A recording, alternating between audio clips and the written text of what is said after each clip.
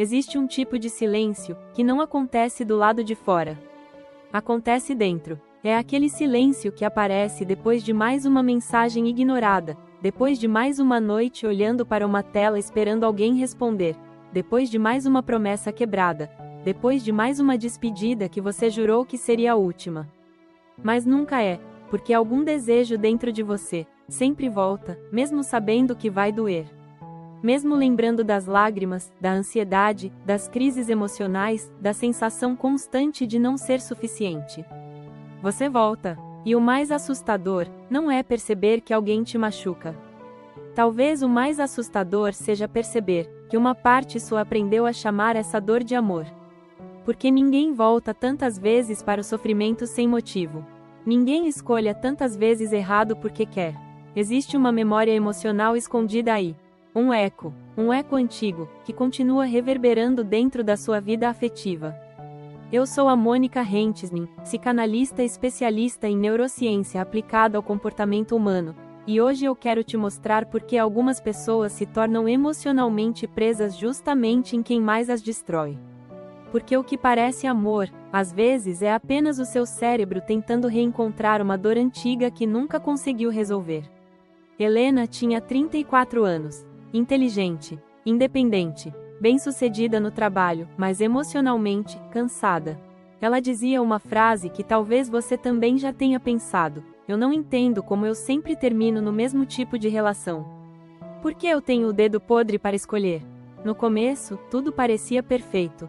Ele mandava mensagens o dia inteiro. Dizia que nunca tinha conhecido alguém como ela. Parecia intenso, presente, profundo. E Helena sentiu aquilo que muita gente confunde com amor. O frio na barriga, a obsessão, a ansiedade misturada com euforia. Ela pensou: finalmente encontrei alguém diferente. Mas depois de alguns meses, a mudança começava. Ele começou a sumir, demorar para responder, cancelar encontros e ficar frio sem explicação. E o que aconteceu com Helena? Ela não foi embora. Apenas tentou entender, tentou conversar, agradar, ser mais leve, mais paciente, mais compreensiva. Até começar a se abandonar completamente. E passou a dormir mal, a viver em hipervigilância emocional. O humor dela dependia das mensagens dele, das ações dele. Quando ele se aproximava, ela respirava. Quando ele sumia, ela desmoronava. E mesmo sofrendo, ela não conseguia sair. Porque o cérebro inconsciente dela não interpretava aquela relação como perigo. Interpretava como familiaridade, mesmo com o cérebro consciente gritando que algo estava errado. Existe uma coisa que poucas pessoas entendem sobre trauma emocional. Você pode sair de um lugar, mas o lugar vai continuar vivendo dentro de você. Você cresce, muda de cidade, muda de relacionamento, muda de rotina, mas certas dores continuam escolhendo pessoas parecidas para entrar na sua vida. E não é coincidência. O cérebro humano aprende através de repetição, inclusive a parte emocional. Se você cresceu precisando implorar por atenção, tentando merecer carinho, tentando prever o humor das pessoas, tentando evitar abandono, o seu sistema nervoso aprendeu uma verdade perigosa, que o amor exige esforço emocional constante. Então, quando alguém aparece, confuso, indisponível, frio, imprevisível, intenso e distante ao mesmo tempo, alguma coisa dentro de você reconhece aquilo como a pessoa certa, mesmo que doa. Porque familiaridade emocional não parece perigosa para o cérebro, parece casa, um local que ele conhece bem. E aqui começa a armadilha montada pelo seu cérebro. Você não se apega apenas à pessoa. Se apega à sensação de finalmente ser escolhida por alguém que parecia impossível de alcançar. E isso cria um ciclo devastador, porque pessoas emocionalmente indisponíveis alternam presença e ausência, carinho e frieza, aproximação e silêncio. E o cérebro humano fica obcecado por recompensas imprevisíveis. É neuroquímica pulsando. Cada pequena demonstração de afeto vira uma descarga de dopamina. Cada retorno parece alívio. Cada migalha emocional parece esperança. Então você começa a viver esperando a próxima versão boa daquela pessoa voltar. Mas ela quase nunca volta de verdade. E ainda assim, você continua tentando. Porque no fundo, não está tentando salvar apenas a relação. está tentando salvar a sensação de abandono dentro de você. Uma noite, depois de mais uma discussão, Helena sentou no chão do banheiro chorando. Depois de um tempo que pareceu uma eternidade, levantou e olhou para si mesma no espelho, e percebeu uma coisa: ela já não reconhecia a mulher que a encarava de volta, ela não reconhecia quem tinha se tornado dentro daquele relacionamento. A vida dela girava em torno do humor de alguém, das ações de alguém. Ela não estava mais vivendo, estava sobrevivendo emocionalmente. E naquele momento surgiu uma pergunta diferente: por que ele faz isso comigo? Por que eu continuo ficando? E essas perguntas despertaram algo e foi o início da liberdade dela. Carl Jung dizia: até que você torne o inconsciente consciente, ele dirigirá a sua vida, e você o chamará de destino. E talvez seja exatamente isso que esteja acontecendo. Porque muitas pessoas não escolhem parceiros, escolhem feridas familiares. A mulher que sempre corre atrás, muitas vezes foi a criança que precisou correr emocionalmente atrás de amor. A pessoa que aceita migalhas, muitas vezes aprendeu cedo demais que precisava agradecer por pouco. A pessoa que tenta salvar relacionamentos impossíveis, muitas vezes ainda está tentando salvar emocionalmente alguém do passado. E aqui está algo difícil de engolir. Às vezes você não ama apenas a pessoa, na verdade, ama a esperança de finalmente vencer o abandono através dessa pessoa, dessa relação. Mas o problema é que, quanto mais você tenta ser escolhida por alguém emocionalmente indisponível, mais abandona a si mesma no processo. Depois de muito tempo vivendo relações instáveis, a dor começa a parecer identidade. Você se acostuma à ansiedade, à hipervigilância, à necessidade de decifrar sinais, ao medo constante de perder, ao excesso de esforço emocional. E relações saudáveis começam a aparecer, sem química. Porque calma não ativa o cérebro traumatizado da mesma forma. Paz emocional parece estranha para quem passou anos vivendo em alerta. Então muitas pessoas confundem intensidade com profundidade. Mas intensidade não significa amor. Às vezes significa apenas ativação emocional. E isso muda completamente a forma como você entende seus relacionamentos. A mudança começa num momento muito específico. Não quando você deixa de amar, mas quando finalmente percebe: isso está me destruindo. Existe um instante em que o corpo cansa antes da mente. Você começa a perceber o peso emocional, a exaustão, a perda de identidade, a ansiedade constante, o medo de si mesma dentro daquela relação. E talvez esse seja o começo da liberdade. Porque consciência quebra ciclos. Helena começou a entender que o problema nunca foi amar demais. O problema foi acreditar que precisava sofrer para ser amada. Sair desse padrão não começa tentando esquecer alguém. Começa entendendo por que aquela dinâmica parecia tão familiar. O primeiro passo é aprender a diferenciar amor de ativação emocional. O segundo passo é parar de romantizar relações inconsistentes. Amor saudável não faz você viver em estado constante de dúvida.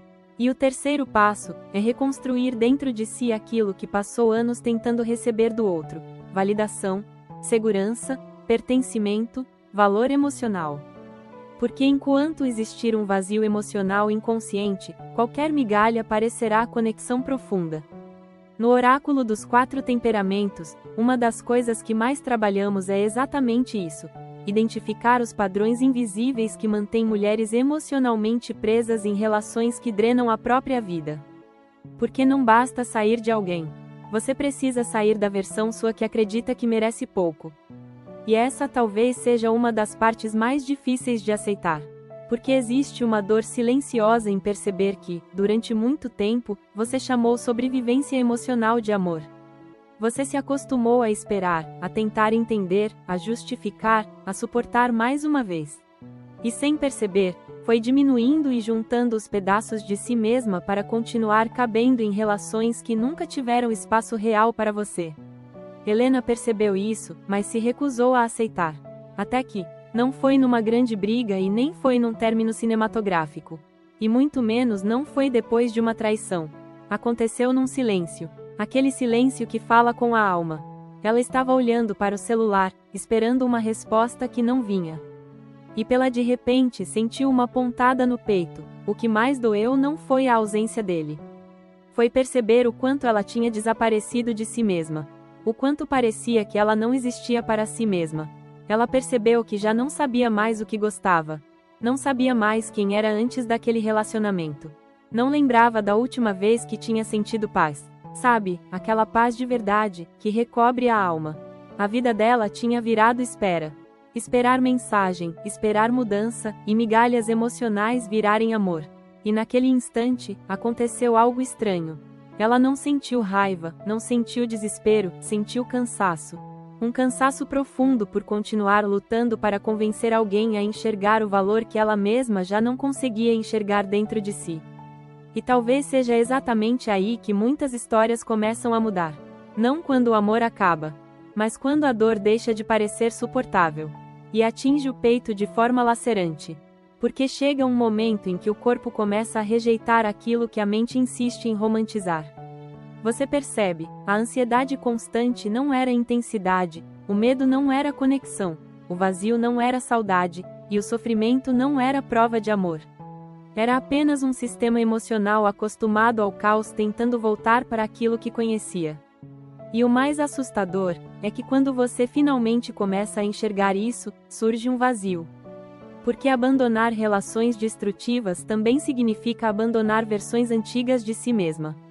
A mulher que aceitava pouco, a que implorava a presença, a mulher que confundia migalha com vínculo, a que acreditava que precisava salvar alguém para merecer amor.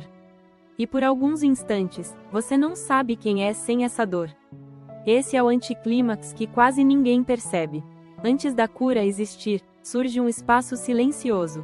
Um espaço onde você ainda não voltou completamente para si, mas também já não consegue continuar vivendo do mesmo jeito. E é nesse espaço desconfortável que muita gente desiste. Porque o cérebro prefere o sofrimento conhecido ao desconhecido saudável. Só que existe uma diferença enorme entre solidão e paz. E talvez nessa fração de segundo, nesse pequeno espaço silencioso, Helena começou a entender isso. Ela começou a perceber que sentir falta de alguém não significa que aquela pessoa fazia bem para ela. E que às vezes, o verdadeiro amor próprio começa quando você para de correr atrás de quem continuamente faz você duvidar do seu valor. Porque algumas pessoas entram na nossa vida para revelar feridas, mas não para morar nela para sempre. Talvez você nunca tenha voltado apenas para aquela pessoa.